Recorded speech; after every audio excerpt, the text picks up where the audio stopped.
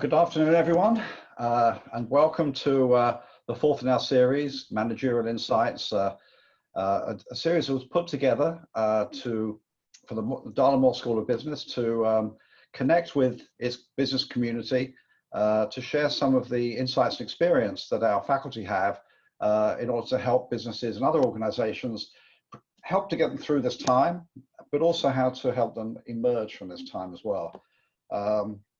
Our faculty are teach on a lot of our executive education courses, and we're very pleased to have them with us today.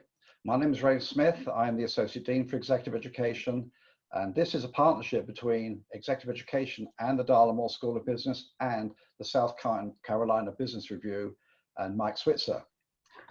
You will be hearing from Mike Switzer later. He will be conducting the interviews, and hopefully you listen to Sherry's recording from her interview that was aired this past Wednesday. So today I'm very pleased to welcome Sherry Thatcher. Sherry is the J. Henry Fellows Professor of Business Administration and is also the Chair of the Management Department. And the Management Department has been very helpful in this whole process. They have many of the presentations have been from professors in the Management Department, but we have professors from other areas as well. Sherry's been a good friend of Exec Ed, and I'm very pleased that she's with us, and she will be sharing some of her knowledge, research, and insights into virtual teams, how teams function in the normal environment, how virtual teams function in the normal environment, and some good practices to help those teams function in this rather unusual environment that we find ourselves. There will be a question and answer session at the end. And the way we do that is if you want to ask a question, if you look at the bottom of the screen, just take your cursor down there, you'll see a chat area. Just click on that, type in your question, and then Mike Switzer will get that question at the end when Sherry has finished, and he will ask it on your behalf. We are recording this. It will be available on our website. And you'll be able to access it and share it with others, which I hope you will do. And there on our website, you will also find Sherry's radio interview as well. But more about that later. So without further ado, Sherry, let me hand over to you. Thank you very much, Ray. Thank you so much for having me as part of this activity that you're running, and for South Carolina Business Review for also being involved with this. I really appreciate it. So let me go ahead and get started. I'm going to share my screen. Let's see. Okay. So I'm going to be talking about virtual teamwork during a crisis. And my name, as you know, is Sherry Thatcher. I'm the chair of the Management Department. I've been here at the University of South Carolina for about 8 years. And my general research interests are diversity, teamwork, virtual teamwork, and identification. So I have a lot of research in this area, and I'm very excited to share it with you today.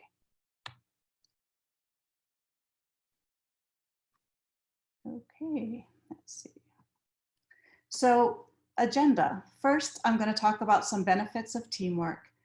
And just to give you kind of a foundation, to start with, why do we want teamwork in the first place? And then we move to talk about virtual teamwork and what it looks like when we're not having a crisis. From there, we're going to talk about virtual teamwork when something like COVID-19 happens and what that looks like. And then we'll try and give you some tips for running a virtual meeting during a crisis period, and some of the expectations that you might have for team members during this period.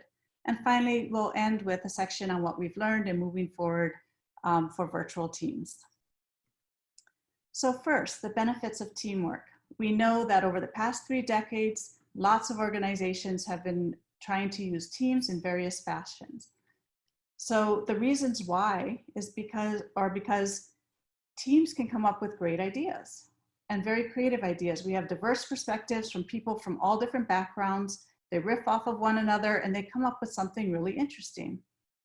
It also can improve efficiency. If we have the right people doing the right thing and working together on a shared goal, then they can do it very effectively. It also allows for calculated risks. We're not going to go crazy and do something very that's going to put the company at risk, because we have a lot of people cross-checking one another. and that also reduces errors. But something that organizations didn't necessarily think about when they're saying, oh, we have to have teams, is how it helps the individual team members.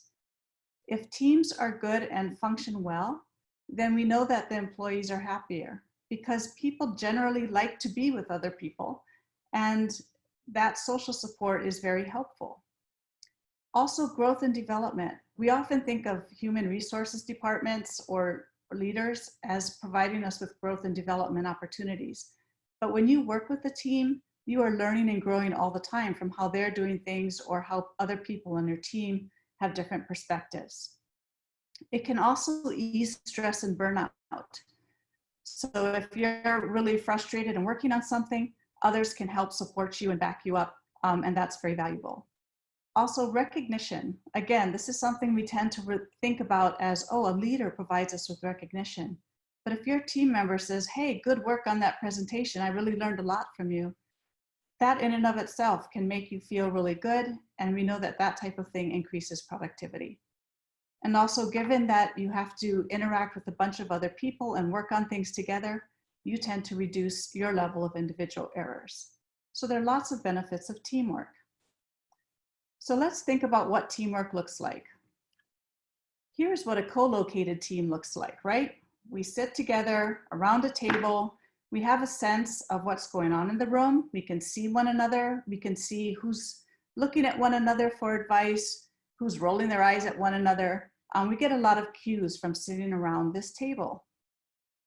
Well, this is what a lot of our teamwork looks like now, right? Just like even now on our Zoom call, on our Zoom meeting, we see a lot of people in these very disconnected spaces, and they're all having a different experience. Whereas in this co-located, this first picture I show you, you're having a similar experience. So teamwork looks very different when you're in a virtual environment. So besides just kind of the visual, what's so different about virtual teamwork? Well, first, members are likely to have well-suited complementary skills. That's not to say that they don't in a co-located team, but when we're putting together a virtual team, we're not inhibited by geographic location. We can find whoever we need wherever they are. So if we need engineer A and salesperson B with specific skills, we can find them wherever they are. Because of that, members are likely to be very diverse in geographic location and cultural background. And we know that that's good because they have diverse perspectives, but it also creates some logistic issues. Time zones or people in different countries might have different holidays, but in a virtual team, you work through those. You know what that looks like. Less focus on teamwork abilities and more focus on task work abilities. What do I mean by that? Well, imagine you're in a co-located environment and you want person A and person B to be able to work on a team together, but they don't like one another. So maybe you actually bring in person C, who is able to work with both of them and bring them together to work on a shared goal. So you're really focused on the configuration of the team members themselves, as opposed to exactly what specific task skills they can bring to the team. And finally, the norms for interaction and work have been established and are taken into account in a virtual environment, right? So you already know when you set up this virtual team, okay, we are going to meet, this time, this day, this is what our agenda looks like. We have the norms established for how we're going to interact. And then in between those meetings, we have very clear guidelines on the deliverables. But what happens when you have a crisis like COVID-19? And I'm going to speak very specifically to what we're seeing going on right now with COVID-19. So in the third column, you'll see traditionally co-located team members. So these are individuals that had worked together before in an office space and now all of a sudden are dispersed or have to be working from their home and switch to this virtual team, which is not something they're used to. And I'm going to contrast that to a traditional virtual team. That's what you see in the second column. And in the first column, I've kind of broken it up by a variety of topic areas. So we'll start with the work environment. We know that when individuals were asked to go home and work from home, that they lost their dedicated workspace in terms of how to work together as a team. They lost that dedicated work time, and they have lots of interruptions. Especially we know for parents who might have to homeschool their children, who have to care for their children because they're not at school, or if they have spouses that are also trying to fit in their meetings and everything else, there's a lot of interruption going on that didn't exist there before. For traditional virtual team members, they also have experienced some of that interruption. It's likely that their spouses or their children are also home.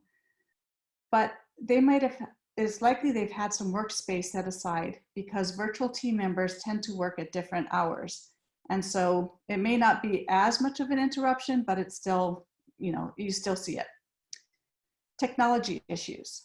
For virtual teams, there's not likely to be a lot of impact. They've been working with their technology for a while. They understand how their meetings work. And so things can go pretty smoothly.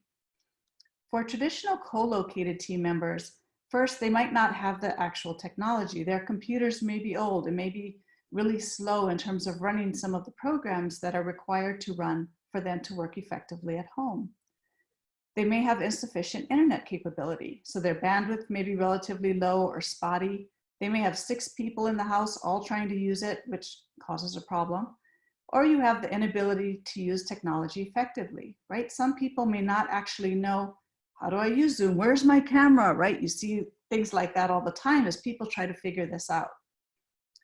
So what is the overall impact on team members and their work? As described earlier, for traditional virtual team members, there are more distractions, and it is likely to impact their productivity. For traditional co-located teams, however, now moving to this new environment, it's a complete upheaval with respect to how their work gets done. Not only are there these more distractions, but there's a lot more stress. Where does the stress come from? In addition to the distractions, things like seeing yourself during meetings, that's really disconcerting. If you're not used to that, like you walk into a co-located meeting, people are looking at you, but you don't see yourself in it. So until you figure out how to hide yourself on technology, that can be a little disconcerting. Also, clunky communication, right? Sometimes things don't get communicated clearly. There's lots of breaks, or when someone's trying to say something, you only hear every other word, and it's not their fault, it's the technology's fault, but your mind doesn't know that. Your subconscious mind just records this as a negative, frustrating event, and it's unable to process all of the information that you're getting and all the cues, because the cues don't make sense when you have all of this clunky communication. And that results in Zoom fatigue, where it's just exhausting trying to figure out what cues are people sending when it might be the technology that's interfering with it. So we see a lot of decreases in productivity for team members who had originally been traditionally co-located, who have now had to move to a virtual environment. So given these issues, how can managers run virtual meetings in this time? So I think we really need to think about exactly when, with respect to the crisis, a manager is trying to run this meeting. So there's going to be different reactions at different times. And what's really crucial is to understand, what does the team member need? When you have a crisis, what do team members need? They need certainty. They need answers to questions. They need empathy. They need to understand the situation, so they need information and guidance. So your meetings really need to speak to trying to match those needs. So what should you do? Say in that first interaction after a crisis, as you've gathered everyone together, expressions of gratitude and concern. Thank you for being here. I'm so glad you're safe, okay? Check in around issues of health and family. This doesn't mean that you have to spend the whole time asking each person how they're doing, but let them know that you're there, that you care, that you're available to talk to them if they have some issues they need to discuss with you. It's really important that you provide as much information, accurate information, as you can. Provide an opportunity for questions. I'm sure many people have the same sorts of questions, so rather than doing a lot of one-off communication, you can answer them here. And provide big picture directives, right? Things have changed. In a crisis, things have changed. So all the many projects that people might be working on, maybe there's 2 or 3 that are most crucial. Let them know, give them some guidance on how to spend their time. It's also, I think, important to share ideas. So for example, we mentioned parents earlier. Some parents may have figured out some tips or tricks for figuring out how to homeschool their children in a way that allows them to have some good work time. And if you have a team that's big, maybe some are parents and some are not, maybe you want to try to have separate meetings just for parents or just for people with certain types of concerns where you can share ideas. And really importantly, set a next meeting time because people aren't sure like what's going to happen next. So give them something to know that they can count on. That speaks to that wanting certainty. So soon after the onset of the crisis, but it's still relatively new, team member needs are around information, getting answers to their questions, and then around things like cohesion, camaraderie, and routine, right? They're missing their colleagues at work. They're missing that support that they receive. So what can you do to support that? So in the next few meetings, you might start with an agenda. I would say have some sort of cohesion or engagement activity. So this might be something, one thing I did, which sounds kind of silly, but it was really fun, was I asked people to come up with a background or dress up in ways that showed us where they would rather be rather than at our meeting. And people were quite creative. Someone wore a sleep mask and turned all the lights dim, and he said he was on an airplane on his way to Australia, which is where he would have been at that time. Another person, had on a beach hat and had a beach background. So it was fun to be able to talk about those things. Of course, you have to provide updated information, opportunities for questions, and then you can start moving into the task-focused discussion. At this point, I would say about 50-50 in terms of the percentage of time focused on cohesion and the percentage of time focused on, say, a task-focused discussion, and then moving on to the next steps. When the crisis is no longer new, this is when we're in our new normal, right? People are getting used to it. They've sort of figured out some sort of routine. They still need to know that that routine is going to move forward. They still are looking for that cohesion and any information that you can update with. So same types of information as in the previous meetings, but here you can start to spend a little more time on the task, but still make sure you provide some informal cohesion time and make sure that you provide any updated information. So what about expectations for team members during a crisis? Are they expected to be as productive? I would say first, step back and take off your company hat and put on an empathetic human hat, especially right at the beginning. And what that means is basically, think about your team members as people and really having to figure out their new normal and how they're going to work in this environment. And a good starting place is to know that most team member intentions are good. There might be a team member here or there who might try to take advantage of the situation, but I would argue that 98% of the time, people want to do the right thing. They're trying to do their job. They're trying to fulfill their requirements. We know that productivity is lower than pre-crisis productivity. As mentioned before, there's lots of distractions, right? Also, these are teams. Teams are interdependent. So if one person is distracted, it's likely to affect others on the team because they rely on that person for something. So at least initially, until things get to this new normal stage, productivity is likely to be lower. It is really important that you help team members by prioritizing their expectations. If you can tell them, we have 5 clients. Right now, let's really focus on these 3. These 2 are able to wait until later. Then the team will be able to rally around that. And so maybe what they produce is not quite as much as they did before, but it still meets your expectations. I mentioned one of the negative things about team interdependence and the fact that if someone is missing something, then it might impact my ability to fulfill my part.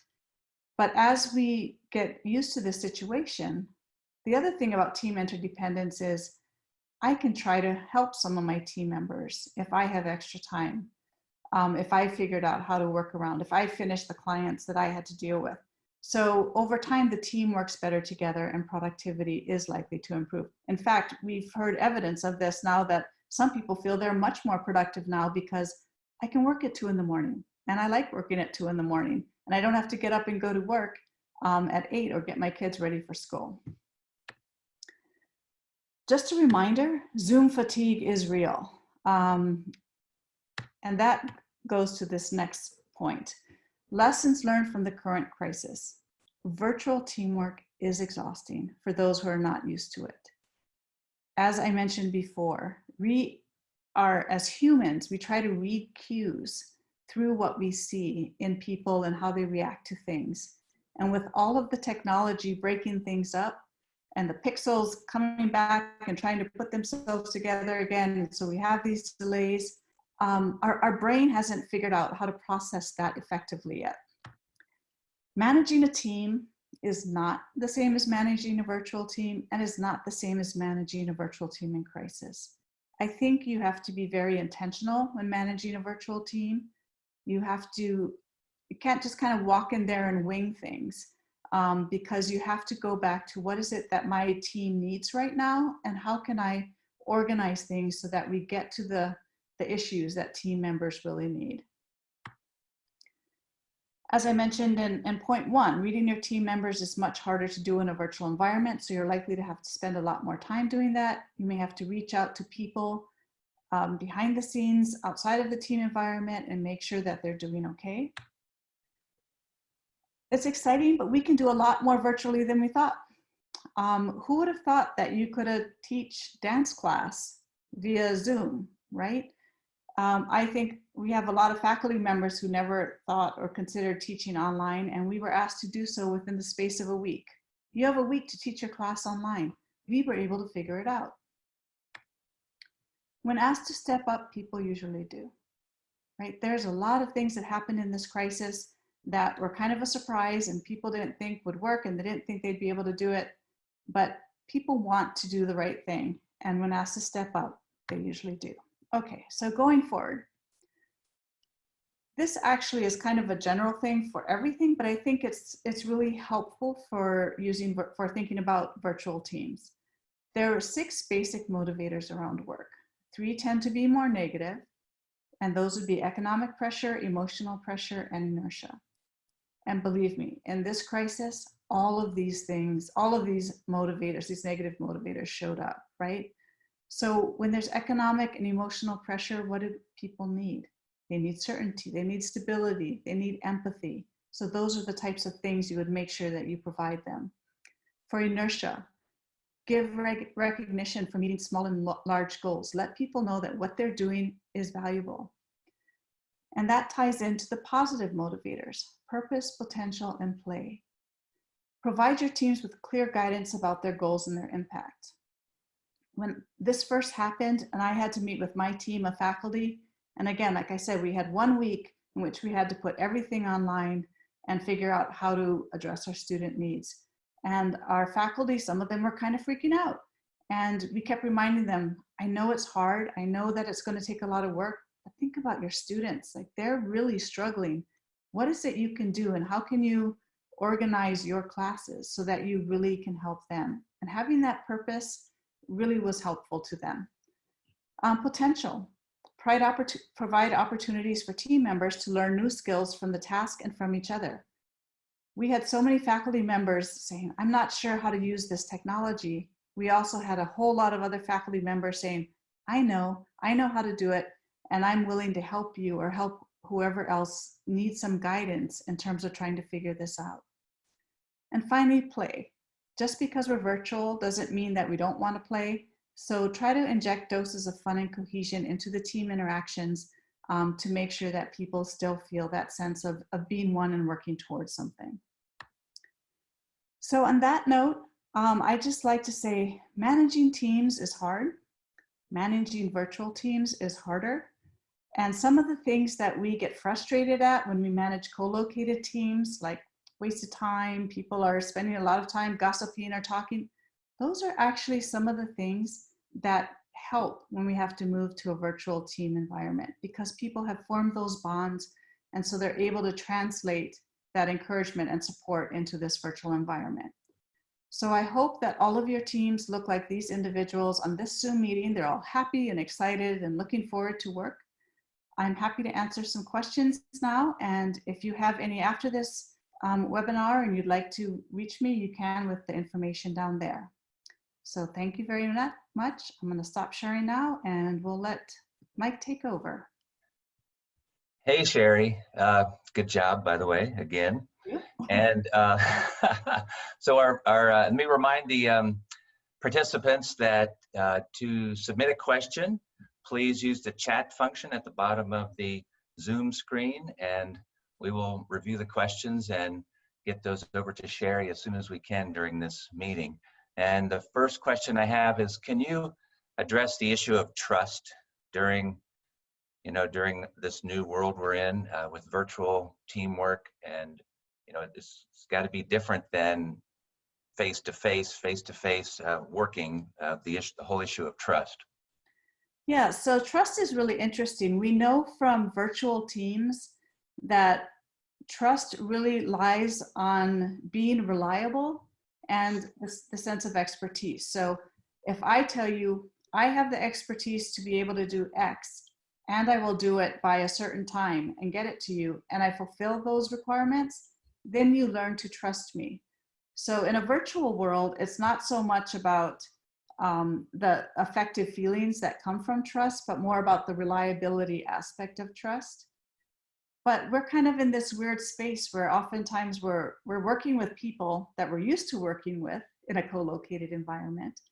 And so we have kind of the hangover from what we learned when we worked with them in that environment. So I think that we can take that trust with us, and as long as we continue to be reliable and continue to deliver on what we say, then trust will continue to build. But it is an important component of ensuring that the team stays cohesive. And speaking of cohesiveness, you mentioned cohesion activities. Can you give us a real-world example of this?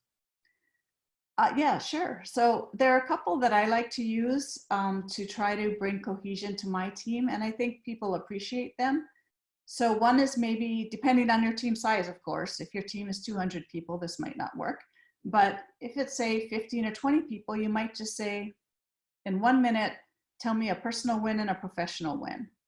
And that really, it starts the meeting off on a really good note, and people get a good sense of what others are up to. I also think you could ask team members to thank or appreciate someone else on the team for something they've done in the past week. And this also builds that sense of we're in this together and we're helping each other out. And talk about how important leaving the camera on or turning it off. Are there guidelines, are there rules as far as the camera goes, just in general?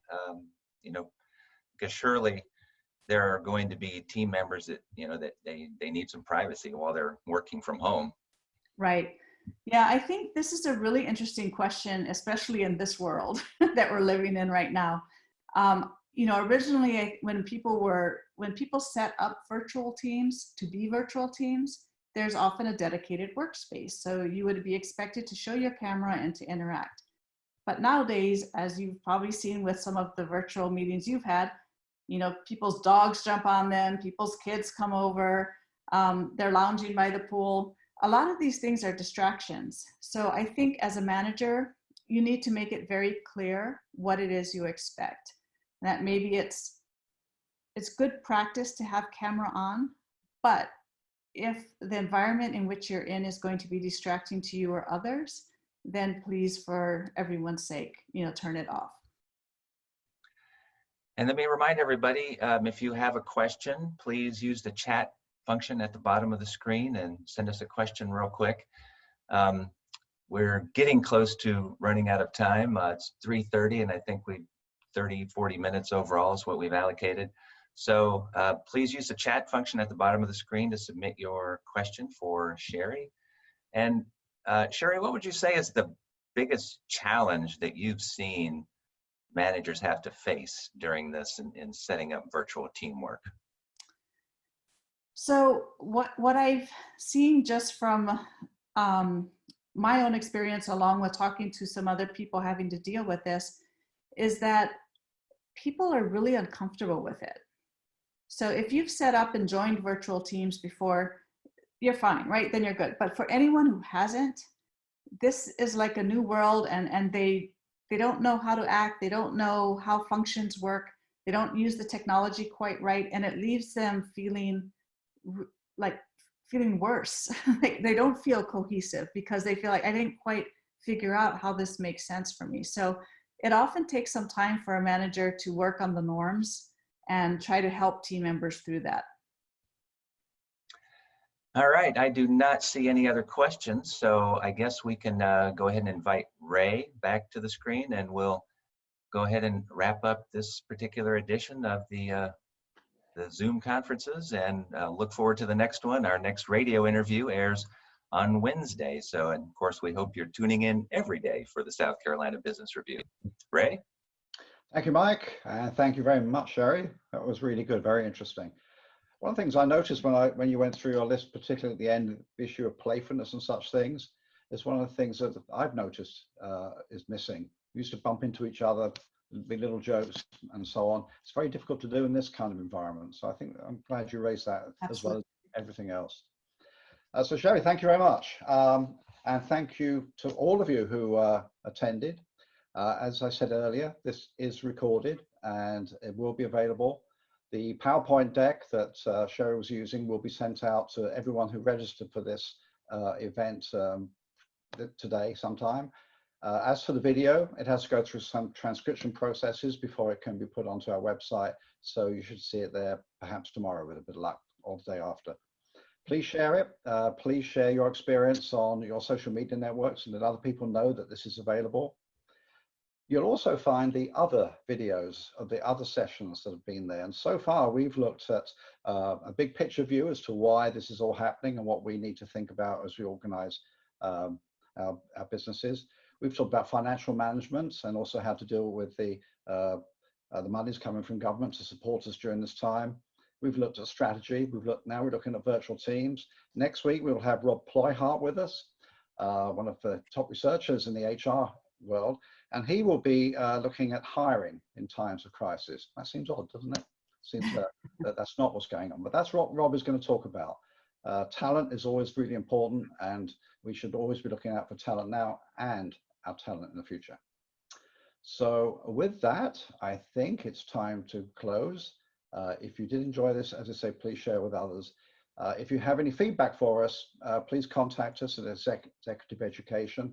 You'll see our contact details there, and we'd love to hear from you. Thanks a lot. Be safe. Stay healthy. Bye. Good night. Thank you.